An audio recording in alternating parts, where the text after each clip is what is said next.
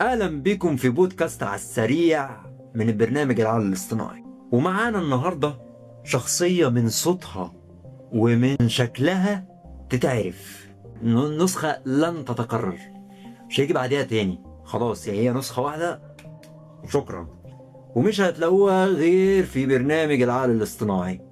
معنا ومعكم سندريلة الشاشه العربيه سعاد حسني. لو شجعتها لانها تمشي في الطريق ده هتهدى. مبالغة شوية دي يا أستاذ إسلام ولا إيه؟ الله، استاذ اسلام، يعني حضرتك فكرتيني لما كان حد بيجي يندع عليا كنت ببقى عايز اشق هدومي والله. للناس او الجيل اللي طالع يعني ما يعرفش مين سعاد حسني، هي ممثله، فنانه، نجمه، قدير، كل حاجه حرفيا. فيعني هي هتتكلم باش انا اتكلم، هي تتكلم. أنا سعاد محمد كمال حسني البابا، بس الناس كانت تناديني سندريلا الشاشة، وده لأني كنت بحاول أخلي الناس تنسى الهم شوية، حتى لو فاتورة الكهرباء مستنياهم في البيت. طبعا الفاتوره دي لوحدها يعني هم في ظل الزمن الرخيص اللي احنا فيه، الزمن الغالي اللي احنا فيه. ايه اكتر حاجه كنت بتحبيها في التمثيل؟ إني أعيش 1000 شخصية، مرة بنت رومانسية زي فيلم صغيرة على الحب، مرة مجنونة زي فيلم بئر الحرمان، مرة دلوعة زي فيلم خلي بالك من زوزو. يعني باختصار كنت بغير موداتي كل شوية بدل ما أعمل أنفولو للناس. بص يا فنانة، يعني أنا بحب كل شخصياتك عموما، بس كان في مشهد واحد بس يعني ده اللي كان بيضايقني في فيلم الكرنك. أنا آسف طبعا، بس الشخصية اللي اسمها فرج كانت منرفزاني جدا. يعني هو إزاي يجرؤ يعمل حاجة زي كده، استخدمها كإفيه دلوقتي وكإفيه. أكل العيش، بقي نعمل إيه؟ بس الفيلم كسر الدنيا، وانت زي ما بتقولي الناس بتستخدم الشخصية اللي اسمها فرج كإفيه. هو إفيه فعلا. لو حضرتك كنت موجودة دلوقتي كنت هتستخدمي السوشيال ميديا في إيه وإزاي؟ طبعا، بس كنت هعمل فيديوهات مفيدة برضو.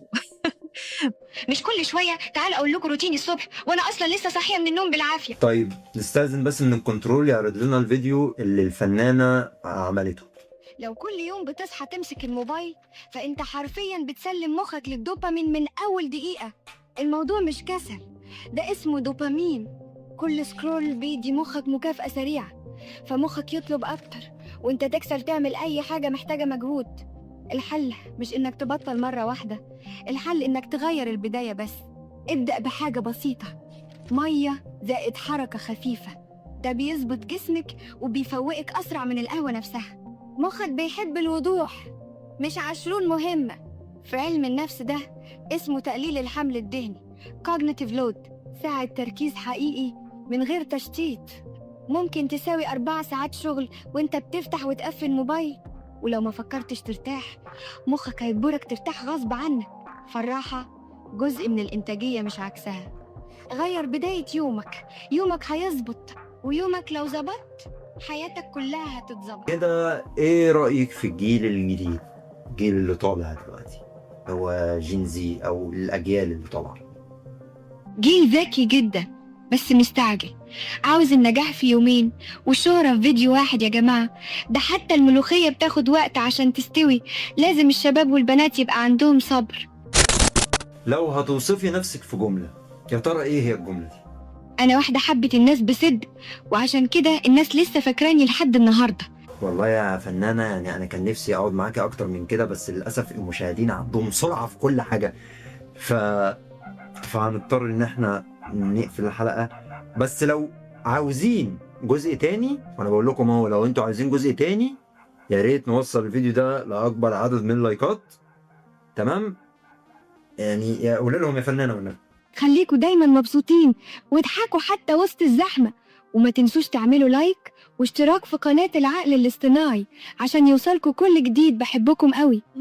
شكرا جدا للفنانة القديرة سعاد حسني، واشوفكم في حلقة جديدة في موضوع جديد وشخصيات جديدة مش هتلاقيهم غير في العقل الاصطناعي.